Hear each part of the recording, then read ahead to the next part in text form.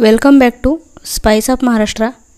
आज आपण पनीर भुर्जीची अगदी साधी सोपी आणि तेवढीच चविष्ट अशी रेसिपी बघणार आहोत। अगदी कमीत कमी वेळेमध्ये बनवून ही तयार होते। चला तर मग वेळ न घालवता रेसिपीला सुरुवात करूया। इथे मी भाजीची पूर्वतयारी करून घेतलेली आहे। त्यामध्ये पनीर खिसून घेतलेला आहे, मध्यम आकाराचा टोमॅटो आणि कांदा हे देखील असं बारीक चिरून घेतलेला आहे। कढईमध्ये तेल घालून त्यामध्ये जिरं घालायचे आहेत। 1 चमचा एवढं बेसन पीठ घातलेलं आहे, ज्यामुळे भाजीला अगदी एकसारखं असं टेक्स्चर येतं, पाणी सुटल्यासारखी भाजी दिसत नाही। त्यानंतर इथे मीडियम आकाराचा कांदा आपण जो कट करून घेतलेला होता तो यामध्ये छान असा परतवून घ्यायचा आहे।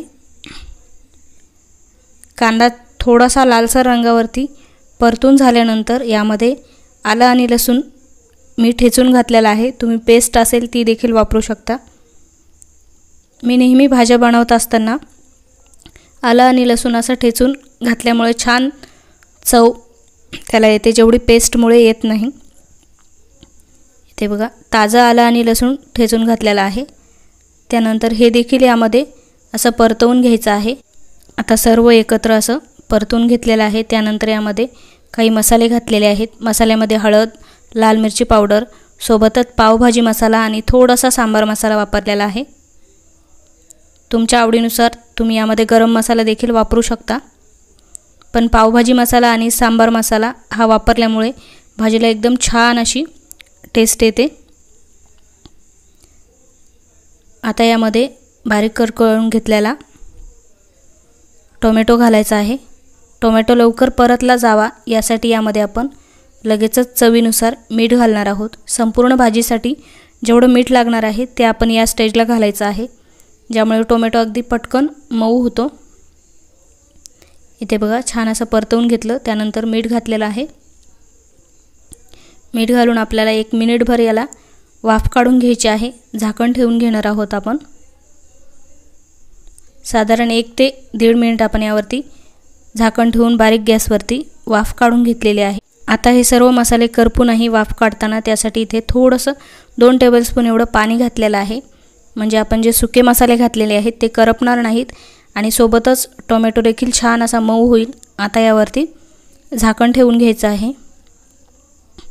झाकण ठेवून 1 ते 1.5 मिनिट आपल्याला वाफ काढून घ्यायची आहे। इथे बघा छान तेल सुटलेलं आहे आणि याचा सुगंध देखील तेवढा छान येत आहे, आपण जो पावभाजी मसाला वापरला आहे त्यामुळे। त्यानंतर खिसून घेतलेला पनीर यामध्ये घालायचं आहे।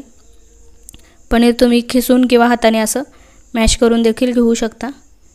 आता छान हे असं परतवून घ्यायचं आहे आणि यामध्ये थोडंसं पाणी घालायचं आहे, ज्यामुळे असं ओलसर अशी भाजी तयार होईल आपली। अगदी कोरडी कोरडी भुर्जी देखील छान लागत नाही, यासाठी थोडंसं पाणी घातलेलं आहे। साधारण अर्धा वाटी पाणी मी यामध्ये घातलेलं आहे। तुम्हाला जसं ग्रेव्हीसारखं टेक्स्चर हवं त्या पद्धतीने तुम्ही इथे पाणी वापरू शकता। पाणी घातल्यानंतर साधारण 3 ते 4 मिनिटं ही छान अशी मऊ शिजवून घेतलेली आहे। आता यामध्ये कोथिंबीर घालायची आहे बारीक चिरलेली आणि 1 ते 1.5 मिनिट आपण परत परतवून घेणार आहोत। एकदम एकसारख्या टेक्स्चरची भाजी आपली पनीरची भुर्जी बनवून तयार झालेली आहे। इथे बघा या कन्सिस्टन्सीची असली पाहिजे, जास्त सुकी नाही किंवा जास्त पातळ देखील नाही, अगदी परफेक्ट टेक्स्चर जसं हॉटेल किंवा धाब्यामध्ये मिळतं त्या पद्धतीची तयार झालेली आहे। रेसिपी जर आवडली तर रेसिपीला लाईक आणि चॅनलवर जर नवीन असाल तर नक्की सबस्क्राईब करा। सोबतच बेल आयकॉन देखील क्लिक करा, यामुळे तुम्हाला रोज नवीन रेसिपीची नोटिफिकेशन मिळेल। पुन्हा भेटूया अशाच एका साध्या सोप्या आणि नवीन रेसिपीसोबत। इथे बघा छान अशी परफेक्ट टेक्स्चरची भुर्जी बनवून तयार आहे। व्हिडिओ आवडल्यास कमेंट करून नक्की कळवा।